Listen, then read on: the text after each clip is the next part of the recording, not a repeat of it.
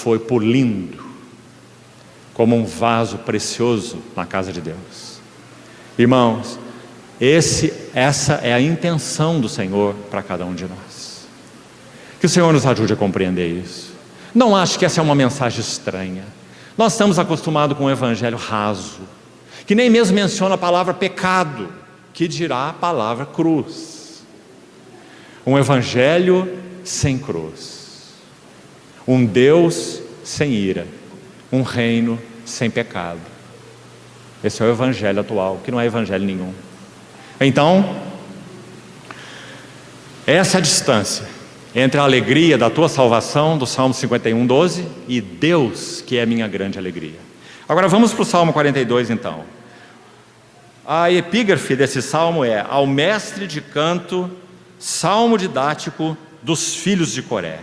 Abra por favor comigo Números capítulo 26 e vamos ver quem são esses filhos de Coré rapidamente.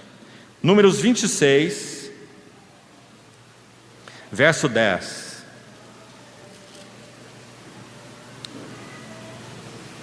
Números 26, 10.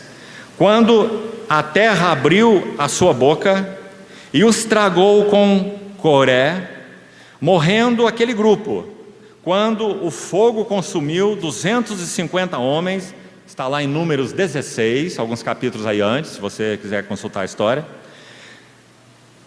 que serviram então de advertência. E agora olhe o verso 11 com atenção. Mas os filhos de Coré não morreram. Por isso, amados irmãos, os salmos dos filhos de Coré são tão preciosos. Agora um detalhe ainda mais: os filhos de Coré não morreram ali, claro, com Moisés, naquela rebelião específica. Ali estava Coré, o seu bando que se rebelou contra Moisés, Datã, Abirão e os filhos de Coré.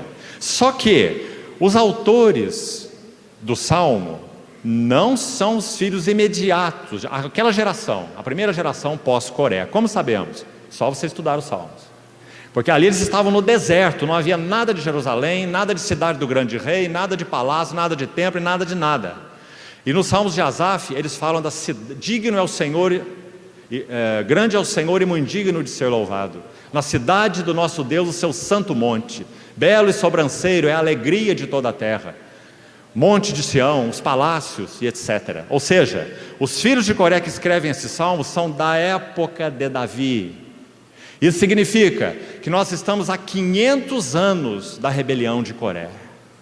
São filhos de Coré, 500 anos depois da rebelião de Coré. E sabe o que eles têm no seu coração? Qual é a sua memória? Vamos agora a um outro texto para nos ajudar. Veja o Salmo 48, que, como falamos, do 42 ao 49, todos são dos filhos de Coré. Veja o que é dito no Salmo 48, verso 9. Até o verso 8 é um louvor a Deus, o salmo que nós citamos. Grande é o Senhor e muito digno de ser louvado na cidade do nosso Deus, está vendo? No verso 3, os palácios dela, tem nada a ver com Moisés, o deserto e aqueles primeiros filhos de Coré. Esse é o tempo de Davi. Então veja o que é dito até o verso 8, como falamos. É uma celebração. Então aqui há um selá, uma pausa após o verso 8. Pausa para meditação, selá. Então há uma nova estrofe do verso 9 ao fim. O que nos interessa particularmente é o 9. Então mantenha o quadro. Aproximadamente, em torno disso, 500 anos depois da história da rebelião, que a terra abriu e engoliu Coré, mas os filhos de Coré não morreram. O que essa geração tão posterior tem a dizer? Pensamos, ó Deus, na tua misericórdia.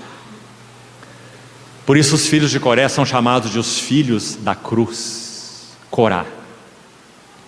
Os filhos de Corá são os filhos da cruz. Passaram por uma experiência tão terrível do juízo de Deus. E dali o que flui? Os salmos dos filhos de Coré. Aqueles que entenderam que, nas palavras de Tiago, a misericórdia triunfa sobre o juízo.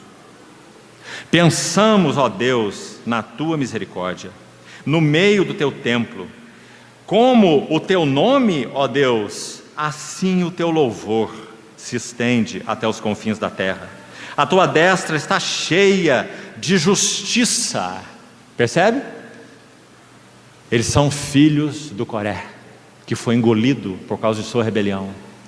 Estão celebrando a Deus a sua justiça. Alegre-se o monte de Sião, exultem os filhos de Judá por causa dos teus juízos.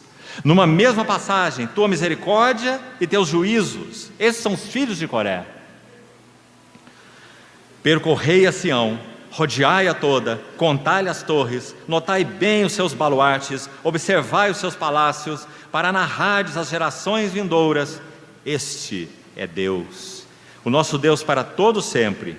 Ele será nosso guia até a morte. Os filhos de Coré aprenderam a lição, e por isso eles podem nos ajudar tantos nos seus salmos.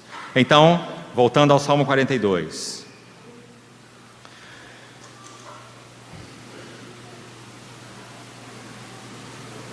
Como suspira a corça pelas correntes das águas, assim por ti, ó Deus, suspira minha alma.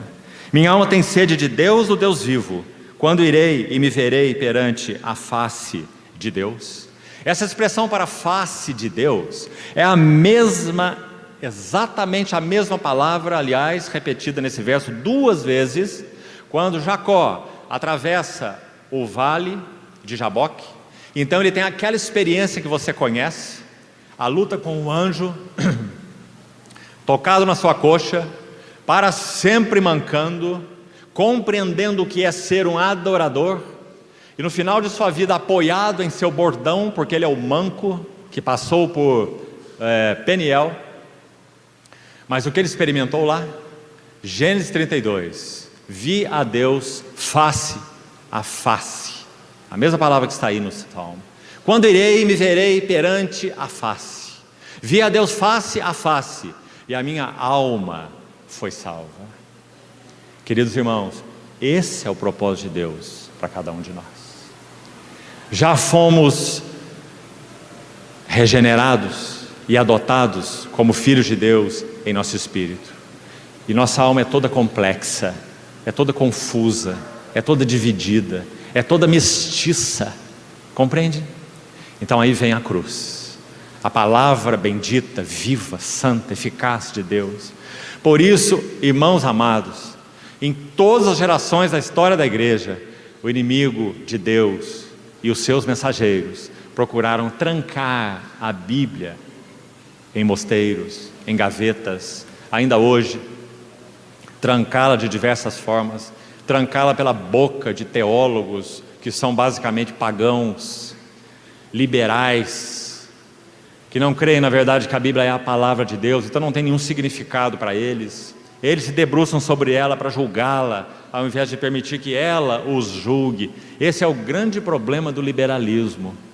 Quando a Bíblia deixa de ser a palavra viva e inspirada de Deus, nós não temos juiz, nós é que somos juízes dela, para julgar nela o que é inspirado e o que não é inspirado, o que é casca e o que é grão, e fazermos a separação, como eles dizem. Agora, aplicando isso para a nossa vida diária, devocional com o Senhor. Irmão, temos nós aplicado o nosso coração à Bíblia? Nós amamos a palavra de Deus? Ela é a nossa meditação todo dia?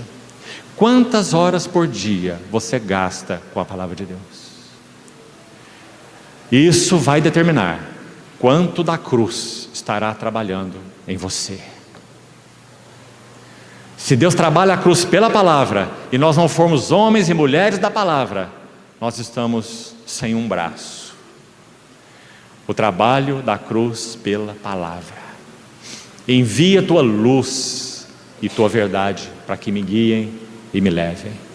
Irmãos, se nós fôssemos uma geração que amasse a palavra de Deus com mais intensidade, nós já estaríamos vivendo um grande avivamento espiritual.